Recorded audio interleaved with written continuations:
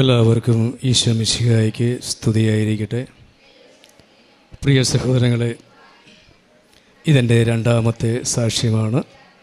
ആദ്യത്തെ സാക്ഷ്യം 2019 ഞാനിപ്പോൾ ഇവിടെ നിൽക്കുന്നത് എൻ്റെ ജീവിതത്തിലും എൻ്റെ കുടുംബത്തിലും ദൈവം എനിക്ക് ചൊരിഞ്ഞിട്ടുള്ള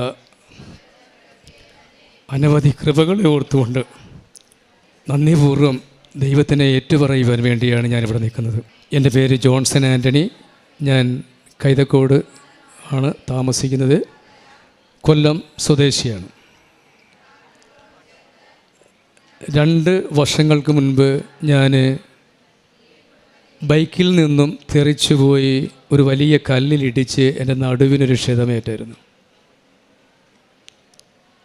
അത് ഞാൻ കൊല്ലം ഡിസ്ട്രിക്ട് ഹോസ്പിറ്റലിലും അതിനുശേഷം താലൂക്ക് ഹോസ്പിറ്റലിലൊക്കെ പോയി ട്രീറ്റ്മെൻറ്റ് നടത്തിയിട്ടും യാതൊരു പ്രയോജനവുമില്ലാതെ ഞാൻ ഒരു ആശ്രയമില്ലാതെ വേദന സഹിച്ച് തിന്നുന്ന ഒരവസ്ഥയിലായിരുന്നു. അതിനുശേഷം 6 മാസങ്ങൾക്ക് ശേഷം ഒരു ലിമിറ്റഡ് സ്റ്റോപ്പ് ബസ്സിൽ വണ്ടി സ്റ്റഡ് ബ്രേക്ക് ഇട്ടതിൻ്റെ പേരിൽ ഞാൻ ആ വണ്ടിക്കകത്ത് തന്നെ പോയി വീണ ഒരവസ്ഥയുണ്ടായി. നൂരാൻ പറ്റാതെ ആ സീറ്റിലിരുന്ന വ്യക്തികളാണ് എന്നെ പൊക്കിയെടുത്തത്. അപ്പോൾ ആ വേദനകൾ ഇങ്ങനെ സഹിക്കാതെ വന്നപ്പോഴത്തേക്കും ഞാൻ അവസാനം ആയുർവേദത്തിനെ ആശ്രയിച്ചു. അവിടെയും എനിക്ക് ഫലം കാണാൻ സാധിച്ചില്ല. അവസാനം ഞാൻ മാതാവിൻ്റെ അടുത്ത് പറഞ്ഞു, മാതാവേ, നീ സൗഖ്യപ്പെടുത്തണമെങ്കിൽ, നിനക്ക് സന്മനസ്സാണെങ്കിൽ നീ സൗഖ്യപ്പെടുത്തണമെന്ന് പറഞ്ഞു.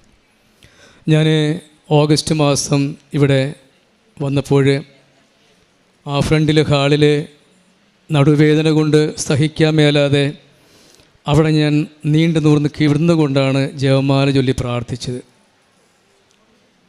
ഒക്ടോബർ മാസം 14 ഞങ്ങൾ 2 പേരും ഉടമ്പടി എടുത്തിട്ടുണ്ട്. ഞാനും എൻ്റെ വൈഫും 2 പേരെയും പുതുക്കുന്ന ദിവസമായിരുന്നു. അന്ന് പുതുക്കാനായിട്ട് അവിടെ ഞങ്ങൾ വന്നു. മാതാവിനെ എടുക്കണമെന്ന് ഇവൾക്ക് ആഗ്രഹമുണ്ടായിരുന്നു, പക്ഷേ നടന്നില്ല. ഞാനൊന്നും ആഗ്രഹിച്ചില്ല. ഞാൻ അവിടെ ഇങ്ങനെ നിന്നപ്പോൾ അന്ന് അവിടെ നിന്ന സിസ്റ്ററിനോട് ഞാൻ പറഞ്ഞു, സിസ്റ്ററെ, ഞങ്ങൾ ഒത്തിരി ദൂരം പോകേണ്ടതാണ്, അവിടെ ഇച്ചിരി നേരത്തെ ഞങ്ങളെ വിട്ടാൽ നല്ലതായിരിക്കുമെന്ന് പറഞ്ഞു. അപ്പോൾ ആ സിസ്റ്റർ പറഞ്ഞൊരു കാര്യം ഇതാണ്, സഹനത്തോടുകൂടി നിൽക്കുന്നവർക്ക് മാത്രമേ അതിന് കൃപയുണ്ടാകത്തുള്ളൂ എന്ന് പറഞ്ഞു. ഞാനവിടെ പിന്നൊന്നും മറുപടി പറഞ്ഞില്ല. ഞാനവിടെ നിന്നു. എൻ്റെ റോയിലേക്ക് വന്നപ്പോഴത്തേക്കും, എൻ്റെ ആ നമ്പറിലേക്ക് വന്നപ്പോഴേക്കും അവിടുത്തെ ഞറുക്കെടുക്കാൻ എൻ്റെ അടുത്ത് കൊണ്ടുവന്നപ്പോൾ എനിക്ക് കിട്ടിയത് മാതാവിനെയാണ്. മാതാവിനെയും കൊണ്ട് വന്നത് എനിക്കറിയാം, പക്ഷേ പിന്നീടുള്ള അനുഭവങ്ങൾ അത്ഭുതകരമായിരുന്നു. ഞാൻ ഇരുന്നിടത്തുനിന്ന് എണീച്ച് നൂന്ന് നിൽക്കണമെങ്കിൽ കുറഞ്ഞതൊരു 15 മിനിറ്റാകും. അത്രത്തോളം ഞാൻ നടുവേദന അനുഭവിച്ച വ്യക്തിയാണ്. പക്ഷേ മാതാവിനെയും കൊണ്ട് വന്നത് എനിക്കറിയാം. തിരിച്ച് ഞാൻ പോകുമ്പോൾ കരുനാഗപ്പള്ളി ബസ് ഇറങ്ങുമ്പോൾ ഞാൻ വളരെ സ്പീഡായിട്ട് നടന്നു പോകുന്ന അനുഭവം ഉണ്ടായി. ഞാൻ പോലും അത്ഭുതപ്പെട്ടു പോയി. എന്നിട്ട് ഞാൻ വൈഫിനോട് ചോദിച്ചടി, ഞാൻ എണീച്ചപ്പോൾ എനിക്ക് എന്തെങ്കിലും ബുദ്ധിമുട്ടാണെന്ന് ചോദിച്ചു. അന്നേരം പറഞ്ഞില്ല, ചേട്ടൻ എന്നത്തെ പോലെ അല്ലല്ലോ, ചേട്ടൻ വളരെ പെട്ടെന്ന് നടന്നു പോകുന്ന കണ്ടല്ലോ എന്ന് പറഞ്ഞു. അപ്പോൾ അവിടെ എൻ്റെ വേദന മാതാവ് ഏറ്റെടുക്കുകയായിരുന്നു. രണ്ടാമത്തെ ഒരു അനുഭവം എന്ന് പറഞ്ഞത് അത്ഭുതമാണ്. 4 വർഷമായിട്ട് എൻ്റെ തലയിൽ ഒരു ചെറിയൊരു മുഴ ഇങ്ങനെ വളർന്നു വരുന്നുണ്ടായിരുന്നു. അത് സ്പർശിക്കുമ്പോഴൊന്നും അവിടെ വേദനയൊന്നും ഉണ്ടാകത്തില്ലായിരുന്നു. അപ്പോൾ അത് ക്യാൻസറാണോ മറ്റോ അല്ല, അങ്ങനെ ഒരു പേടി എനിക്കുണ്ടായിരുന്നു. അതുകൊണ്ട് ചികിത്സിക്കാനും പോയില്ല, ഭാര്യയോട് ആരോടും പറഞ്ഞുമില്ല. ചൂടിൻ്റെ ആഘാതം മൂലം ഞാൻ ഒരു ദിവസം തല മൊട്ടയടിച്ചു. എൻ്റെ മുടി ഇങ്ങനെ മേലോട്ട് നിൽക്കുന്നതിനാൽ ഈ മുഴ വലുതായിട്ട് ആർക്കും കാണത്തില്ല. അപ്പോൾ ഞാൻ മൊട്ടയടിച്ച് കഴിഞ്ഞപ്പോഴാണ് എൻ്റെ വൈഫ് ഈ മുഴ കാണുന്നത്. അപ്പോൾ അന്ന് മുതൽ ഞങ്ങൾ ഉടമ്പടി പ്രാർത്ഥനയുടെ സമയത്ത് എൻ്റെ വൈഫിൻ്റെ കൈകൊണ്ട് തന്നെ അവിടെ ഉടമ്പടി തൈലം പൂശുമായിരുന്നു. ഇപ്പോൾ അത് പൂർണ്ണമായിട്ടും അത് മാറി. മൂന്നാമത്തെ ഞങ്ങളുടെ അത്ഭുതം എന്ന് പറഞ്ഞത് എൻ്റെ മകളെക്കുറിച്ചാണ്. അവളുടെ പ്രായത്തിലുണ്ടാകുന്ന എല്ലാ കുറവുകളും അവളിലുണ്ട്. ഞങ്ങൾ ആ ഉടമ്പടി പുതുക്കുന്ന സമയത്ത് ഒക്ടോബർ മാസം 14 അവളുടെ മാനസാന്തരത്തിന് വേണ്ടി ഞങ്ങൾ 2 പേരും നിയോഗം വെച്ചിട്ടുണ്ടായിരുന്നു. 18-ാം തീയതി, അതായത് നിയോഗം പുതുക്കിയതിൻ്റെ 4-ാമത്തെ ദിവസം എറണാകുളത്ത് വെച്ച് അവൾക്ക് വലിയൊരു ആക്സിഡൻ്റ് ഉണ്ടായി. അവൾ ഞങ്ങളിൽ നിന്നൊക്കെ ദേഷിച്ച് ഒക്കെ പോയ ഒരു വ്യക്തിയാണ്. ഞങ്ങളെ അനുസരണയൊക്കെ വളരെ കുറവാണ്, പറയുമ്പോൾ സത്യമായിട്ട് തന്നെ പറയണം. അപ്പോൾ അങ്ങനെ അവൾ എന്നോടൊക്കെ ദേഷിച്ചിട്ടൊക്കെയാണ് പോയത്. അവൾ പോയിട്ട് 4-ാമത്തെ ദിവസം അവൾക്ക് ആക്സിഡൻ്റ് ഉണ്ടാകുന്നു. ആ ആക്സിഡൻറ്റിൽ ഒരു സ്കൂട്ടറിലാണ് പോയത്. പോയ സമയത്ത് എതിരെ വന്ന കാറ് ഇടിച്ച് തെറിപ്പിക്കുകയായിരുന്നു. സ്കൂട്ടറും തെറിച്ചു പോയി. ഇവളും 3 കരണം മറിഞ്ഞ് അവൾ താഴെ പോയി. സംഭവിച്ചത്, ഇവളുടെ വലത്തേ കാലിൻ്റെ മുട്ടിന് താഴെ 2 അസ്ഥികൾ ഒടിഞ്ഞു. ഇടത്തേ കൈയുടെ മുട്ടിൻ്റെ ഭാഗം അവിടെ ഒടിഞ്ഞു. ഇടത്തേ കൈയുടെ കുഴ ഒടിഞ്ഞു. അപ്പോൾ കാലിന് 2 കമ്പി ഇട്ടിട്ടുണ്ട്. ഇവിടുത്തെ കമ്പിയുണ്ട്. ഇത് ലൈഫ് ലോങ് ആണ്. ഇവിടുത്തെ കൈയുടെ കുഴയ്ക്കുള്ള കമ്പി അത് 3-ാമത്തെ മാസം എടുത്തു. ഈ ഇടുപ്പല്ല്, ഇടത്തെ ഭാഗത്തെ ഇടുപ്പല്ല് പൊട്ടി തകർന്നു പോയി. അപ്പോൾ ഇത് ഒക്ടോബർ മാസം 18-ാം തീയതി വെളുപ്പിന് 2 മണി കഴിഞ്ഞപ്പോൾ ഞങ്ങൾക്ക് എറണാകുളം സ്പെഷ്യാലിറ്റി ഹോസ്പിറ്റലിൽ നിന്ന് ഡോക്ടറാണ് ഞങ്ങളെ വിളിക്കുന്നത്. അപ്പോൾ അന്ന് വിളിച്ചപ്പോഴും ഞങ്ങൾ ഡോക്ടറോട് സംസാരിച്ചപ്പോൾ ഡോക്ടർ പറഞ്ഞു, ഓപ്പറേഷൻ ചെയ്യാം, പക്ഷേ 5 ലക്ഷം രൂപയ്ക്ക് മേലെ ഓപ്പറേഷൻ ചാർജ് തന്നെയാവും. അപ്പോൾ ഞങ്ങൾ പറഞ്ഞു, ഡോക്ടറെ ഞങ്ങൾക്ക് താങ്ങില്ല എന്ന് പറഞ്ഞു. അങ്ങനെയാണെങ്കിൽ നിങ്ങളെ മെഡിക്കൽ കോളേജ് അഡ്മിറ്റ് ആക്കാമെന്ന് പറഞ്ഞു. അപ്പോൾ തന്നെ അവർ കളമശ്ശേരി മെഡിക്കൽ കോളേജിലേക്ക് അഡ്മിഷനാക്കി. വെളുപ്പിന് 3 മണിക്കോ 4 മണിക്കോ അവിടെ അഡ്മിറ്റാക്കി. ഉടനെ തന്നെ അവിടുന്ന് ഡോക്ടർ വിളിക്കുകയാണ്. കാരണം ഇവരെ അഡ്മിറ്റാക്കാൻ കൊണ്ടുപോയ കുട്ടികൾ പ്രായപൂർത്തിയാകാത്ത കുട്ടികളാണ്. അപ്പോൾ അവർക്ക് ഉത്തരവാദിത്തങ്ങൾ ഏറ്റെടുക്കാൻ അറിയാമല്ലോ, ബുദ്ധിമുട്ടാണ്. അപ്പോൾ അതുകൊണ്ട് ഡോക്ടർ ഞങ്ങളെ വിളിച്ചുകൊണ്ടിരിക്കുകയാണ്, നിങ്ങൾ എത്രയും പെട്ടെന്ന് തന്നെ വരണം, കാരണം ഏത് നിമിഷവും ഇവൾ അബോധാവസ്ഥയിലാകാം, മരണം വരെ സംഭവിക്കുക എന്നൊക്കെയാണ് ഡോക്ടർ പറഞ്ഞത്. അപ്പം ഞങ്ങളുടെ മനസ്സിൽ ഒരു വിശ്വാസം ഉണ്ടായിരുന്നു, കാരണം ഇവൾക്കൊന്നും സംഭവിക്കില്ല എന്ന്. കാരണം ദൈവം അവളെ തിരിച്ചു തന്നതാണെന്നുള്ളൊരു വലിയ ബോധ്യം ഞങ്ങൾക്കുണ്ടായിരുന്നു.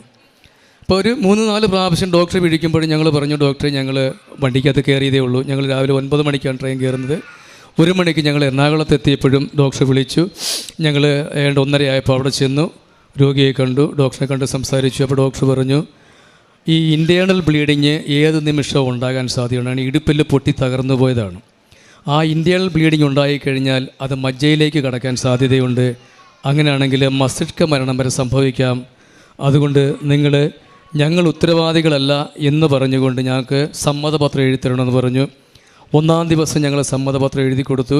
23-ാം തീയതി ഓപ്പറേഷൻ അവർ ഫിക്സ് ചെയ്തു. 21-ാം തീയതി രാത്രി തന്നെ അവൾക്ക് വീണ്ടും ബ്ലീഡിങ് കാണുന്നു, ഇൻറ്റേർണൽ ബ്ലീഡിങ്.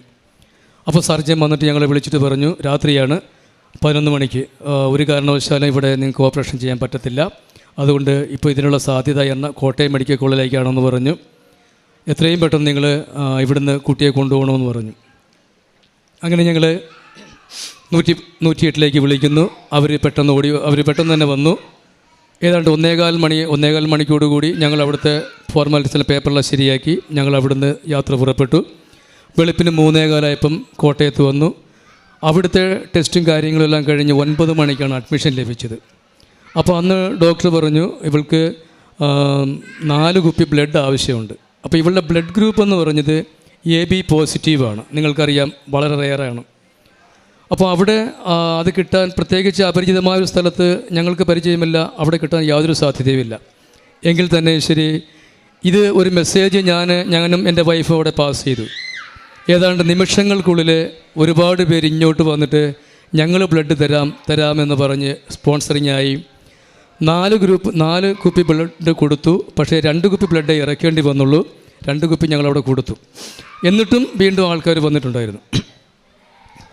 അതിലുപരി ഡോക്ടർ പറഞ്ഞു, ഇവള് 6 മാസം ബെഡ്ഷേലായിരിക്കും, 6 മാസം കഴിഞ്ഞേ നൂരത്തോളം എന്നാണ് പറഞ്ഞത്.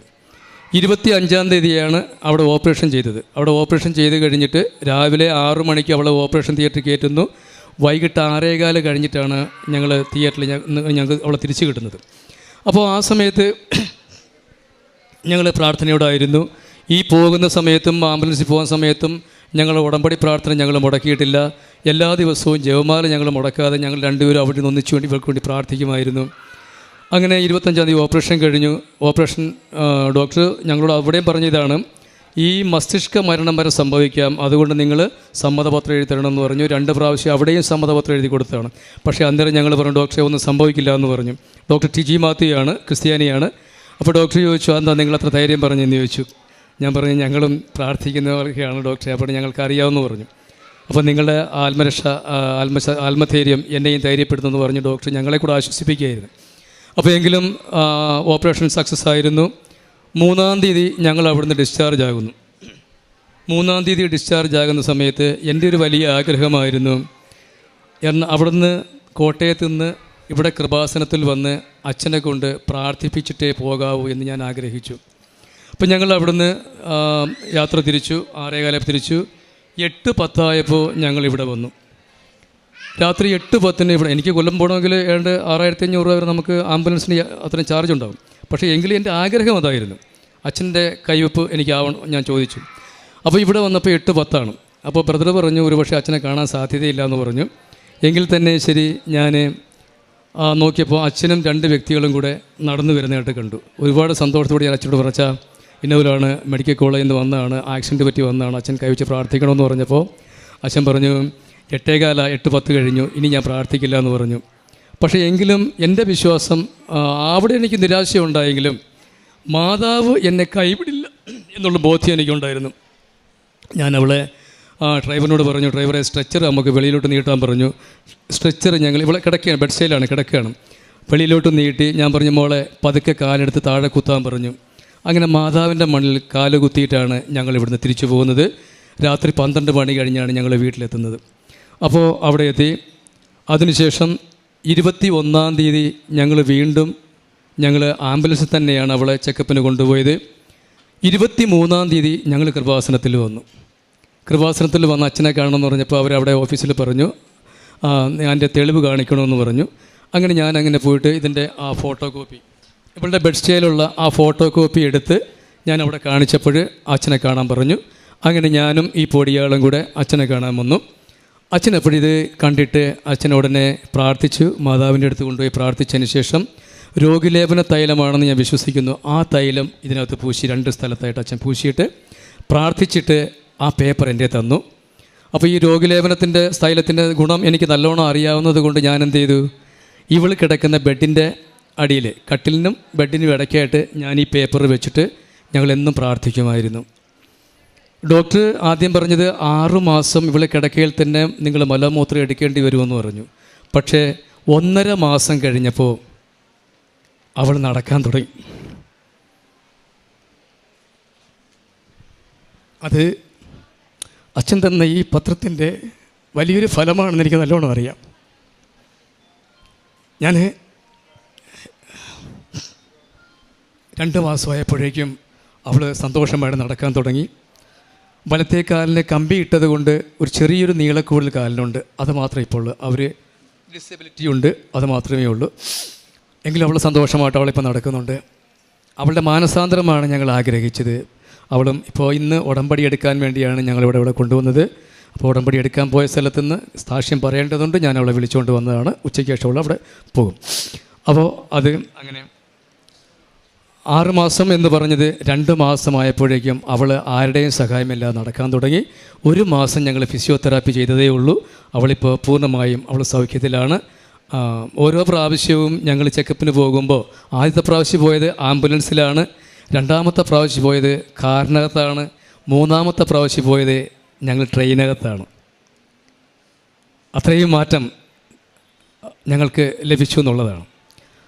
അപ്പോൾ ഈ ദിവസങ്ങളൊക്കെ ഞങ്ങൾ ശക്തമായിട്ട് പ്രാർത്ഥിക്കുന്നുണ്ടായിരുന്നു. അതുമാത്രമല്ല എല്ലാ ദിവസവും ഉടമ്പടി പ്രാർത്ഥനയുടെ സമയത്ത് ഉടമ്പടി തൈലം അവളുടെ ആ അപകടങ്ങൾ പറ്റിയ എല്ലാ സ്ഥലത്തും ഞങ്ങൾ പുരട്ടി പ്രാർത്ഥിക്കുമായിരുന്നു.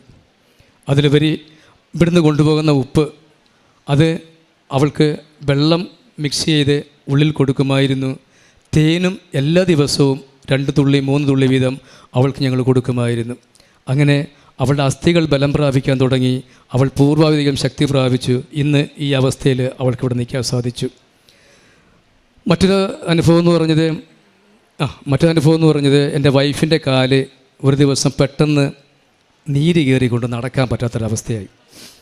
അപ്പോൾ ആ സമയത്ത് ഞാൻ മാതാവിൻ്റെ ഉടമ്പടി തൈലം എടുത്ത് അവിടെ കുരിശ് വരച്ച് പൂശിക്കൊണ്ട് പറഞ്ഞു, പ്രാർത്ഥിച്ചു.